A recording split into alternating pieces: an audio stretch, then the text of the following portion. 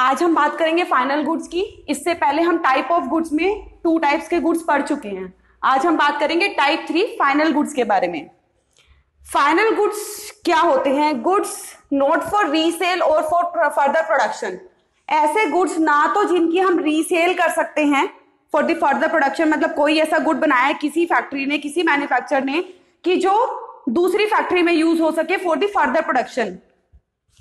ऐसे goods for personal consumption और investment के लिए यूज होते हैं। ऐसे गुड्स जो पर्सनल कंजम्पशन के लिए यूज होते हैं, हमारी इन्वेस्टमेंट मान लो या फिर चाहे कुछ भी मान लो, वो फाइनल गुड्स होते हैं कि कंज्यूमर्स उनके फाइनल यूजर्स होते हैं। ऐसे गुड्स जिनकी हम ना तो रीसेल करते हैं ना वो फर्दर प्रोडक्शन में यूज होते हैं। ऐसे गुड्स जिनकी सिर्फ पर्सनल कंजम्पशन होती है, चाहे वो इन्वेस्टमेंट मान लो, उनको क्या बोलते हैं? फाइनल गुड्स बोलते हैं। ठीक है। अब जैसे वाटर है, म्युनिसिपल कॉर्पोरेशन कमर्शियल और इंडस्ट्रियल सेक्टर को वाटर दे रही है, वो क्या है? वो है इंटरमीडिएट गुड, क्योंकि वो फर्दर प्रोडक्शन के लिए यूज होगा।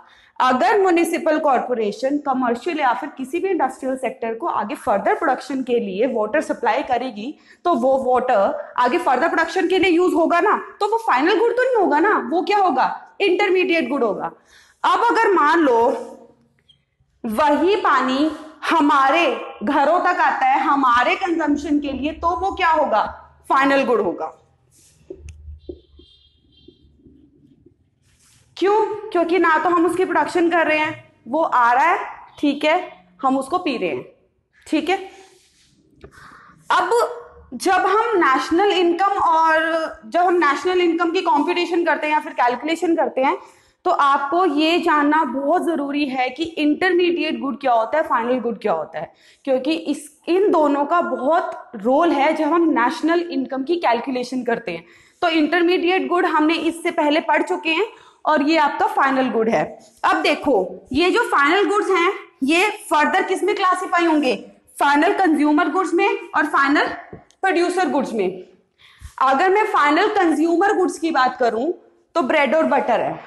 आप ब्रेड लेके आते हो, सीधा उसको यूज करते हो, ठीक है, पैकेट को खोल के, आपको कोई फर्दर प्रोडक्शन तो नहीं करनी उसकी। अब बटर की टिक्की है, आप लेके आते हो ना, ठीक है, उसको खोलते हो और यूज करते हो।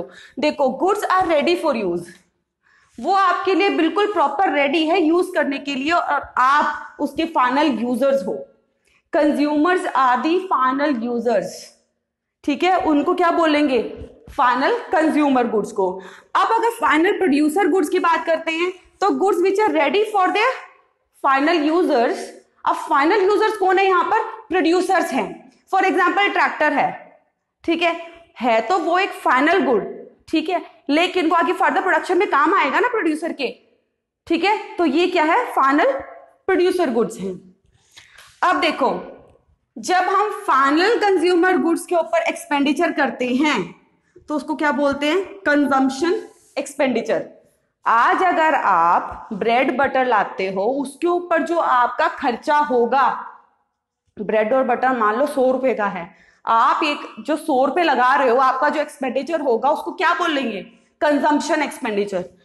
और अगर expenditure on the final producer goods, उसको क्या बोलेंगे? Investment expenditure. क्यों? वो एक तरीके से इन्वेस्टमेंट कर रहा है, वो ट्रैक्टर खरीदा है तो एक तरीके से इन्वेस्टमेंट कर रहा है ना, कि वो इन्वेस्टमेंट करके वो आगे अपना कमाएगा, ठीक है। तो वो ट्रैक्टर के ऊपर जो खर्चा हुआ उसको क्या बोलेंगे? इन्वेस्टमेंट एक्सपेंडिचर, ठीक है। अब देखो, फाइनल गुड्स के ऊपर जब हम एक्सपेंडिचर कैलकुलेट करते हैं तो हम इसके अंदर क्या लेते हैं? एक तो consumption expenditure plus investment expenditure. आपका expenditure on final goods calculate हो जाएगा, ठीक है। अब क्वेश्चन ये है कि what do you mean when we say the final goods have crossed the boundary line of production? इसका मतलब क्या है कि जब हम ये कहते हैं कि इस फाइनल गुड ने अपनी जो प्रोडक्शन की बाउंड्री लाइन है उसको क्रॉस कर लिया है, ठीक है, इस क्वेश्चन का मतलब यही हुआ। नाउ इसका मतलब ये है कि goods are out of the process of production and the process of value addition. अगर मान लो कोई गुड है वो अपनी बाउंड्री लाइन को, प्रोडक्शन की बाउंड्री लाइन को क्रॉस कर रहा है, इसका मतलब कि कुछ वैल्यू एडेड हो रही है ना उसकी वजह से। अब ट्रैक्टर है, आप लेके आए, ठीक है, उसके बाद आप फर्दर प्रोडक्शन में यूज कर रहे हो, तो वैल्यू एडिशन हो रहा है या नहीं हो रहा? किसी ना किसी चीज की तो वैल्यू एडेड कर रहा है ना वो, ठीक है। तो only final goods are included in GDP which have cross the boundary line of production. जब हम ग्रोस डोमेस्टिक प्रोडक्ट की बात करते हैं, जो हम आगे करेंगे, जब आप उसकी कैलकुलेशन करते हो तो हम उसमें सिर्फ फाइनल गुड्स वही लेंगे जो विच have cross the boundary line of production, जो प्रोडक्शन की बाउंड्री लाइन को क्रॉस कर चुका है, हम सिर्फ उन्हीं फाइनल गुड्स को जीडीपी की कैलकुलेशन में इंक्लूड करेंगे, ठीक है। अब देखो, कुछ गुड्स होते हैं फाइनल हो सकते हैं और कुछ गुड्स होते हैं इंटरमीडिएट गुड्स हो सकते हैं। अब आप ये कह रहे हो कि मैम आप कभी तो इस चीज को इंटरमीडिएट बोल रहे हो, आप कभी इस चीज को फाइनल बोल रहे हो। Yes, it is not possible, ठीक है। It is not possible to name a set of goods as intermediate goods और एज फाइनल गुड्स। आप ये नहीं कह सकते कि ये आपके लिए फाइनल है या फिर ये आपके इंटरमीडिएट है। अब इसकी कैलकुलेशन कैसे होगी, आपको कैसे पता चलेगा कि ये फाइनल गुड है या फिर इंटरमीडिएट गुड है? तो the distinction depends on the what, इन दोनों की जो डिस्टिंक्शन है, फाइनल गुड्स और इंटरमीडिएट गुड्स की जो डिस्टिंक्शन है, आप किस बेसिस पे करोगे? End use of product.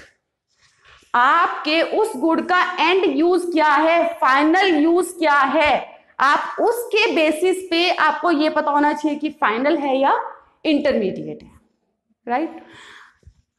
And use of the goods is the principal basis of classifying the goods as intermediate और फाइनल गुड्स। सिर्फ आप एक गुड की एंड यूज ऑफ प्रोडक्ट के बेसिस पे ही कह सकते हो कि ये प्रोडक्ट आपका फाइनल है और ये प्रोडक्ट आपका इंटरमीडिएट है, राइट।